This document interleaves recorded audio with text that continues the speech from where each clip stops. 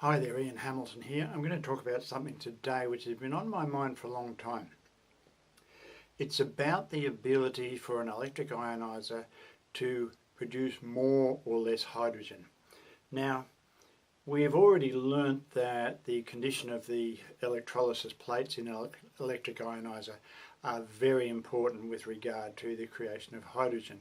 Tyler Barron discovered very early on in the piece that if the plates inside an electronic water ionizer are not perfectly clean, you may get a high pH and you may get high AUK, but you won't get H2.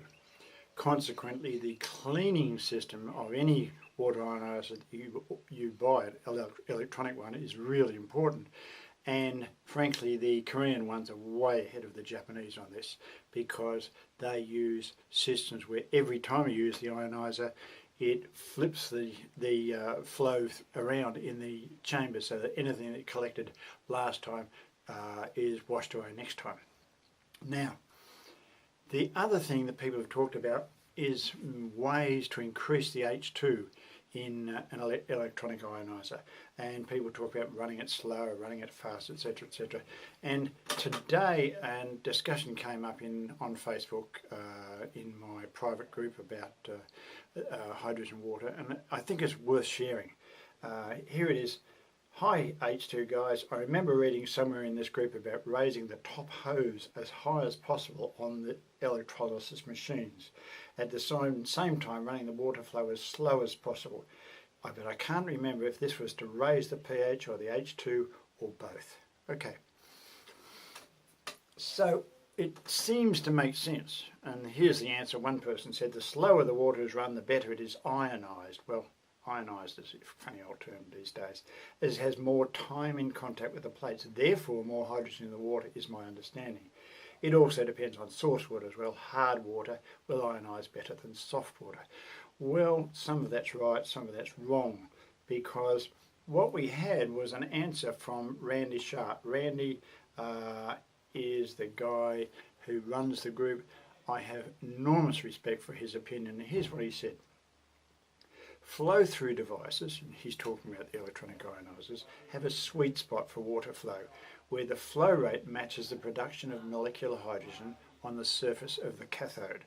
If the flow is too slow, the water does not strip the gas bubbles off the plate quick enough, and the gas bubbles crowd the plates, causing small gas bubbles to coalesce into larger ones which are less likely to dissolve. In this case, the gas exits the spout undissolved, which is why you'll sometimes see the multi-level marketing people showing you how the water has a flame at the output. It's sparkling noise. Well, so they really shouldn't be showing you that, because if you knew what it was, you would know that the hydrogen has not been infused into the water. In this case, the gas exits the spout undissolved, which is why you can sometimes ignite it with a flame. Slow flow rates also elevate the pH, sometimes as high as 11 or more, not recommended for drinking. Amen, you drink a pH 11 water, you're going to have a quick run to the toilet. Let's say too fast, and there's too much water flowing through the chamber relative to the amount of gas being produced, resulting in a reduced H2 concentration in the water. Also, this will result in a pH that is lower than expected. Regardless of the water flow rate, the H2 production remains fairly constant, because that is determined by the applied voltage. For alkaline ionizers, source water conductivity is always an issue, since the water is part of the electrical path between the cathode and the anode. The best way to find your dissolved hydrogen sweet spot for flow is to do some experimenting with a few different flow rates while measuring the dissolved H2 in each. The idea that you can turn on your electric ionizer and not worry about flow rate, get a glass quick, is not the best way to get molecular hydrogen. And I think you really have to make a decision of why you own your very expensive electric water ionizer. Are you owning it so you can have a drink of water?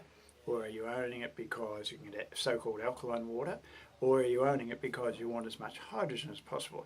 As far as I'm concerned, I drink hydrogen water for the hydrogen, nothing else. So the optimum hydrogen levels for me are really important. in a lab test that was done very early in the piece, some 3-4 years ago now, we found that the UltraStream delivered almost 4 times the molecular hydrogen of a big brand electric ionizer. Now, it is true that the electric ionizer will continue to deliver the lower level, which I think was 0.3 ppm, for as long as you want it to run, and the UltraStream won't. But when you do get a glass from the UltraStream, what they got is 1.1, and we have had here in the office, we've had 1.2, 1.3, 1.4. So we can get it without the electronics, without the problem of the plates being clean or not clean, because what is happening in the UltraStream is that it's sitting there, and as it is sitting there, it's reacting with the Adobe media in the UltraStream to create hydrogen. So it's actually stashing up the hydrogen, waiting for you to pour it. And there's about a glass full of liquid in the UltraStream, in amongst all of the media. So when you turn it on, grab your glass, the glass is transferring from the UltraStream into your glass, already fully charged with hydrogen.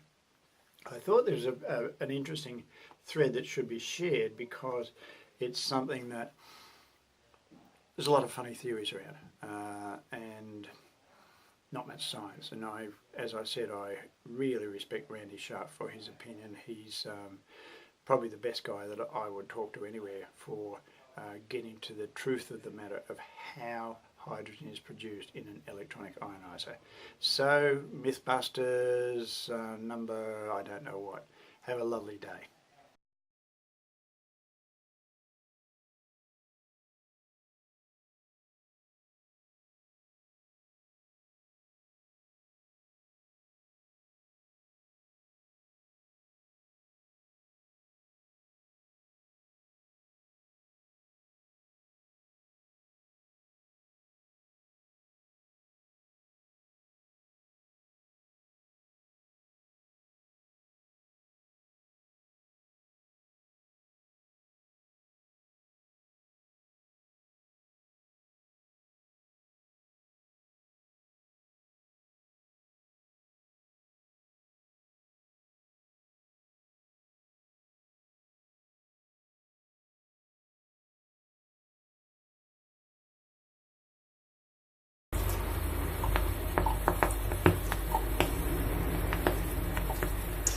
You can hear the pop. The active hydrogen makes it very powerful anti.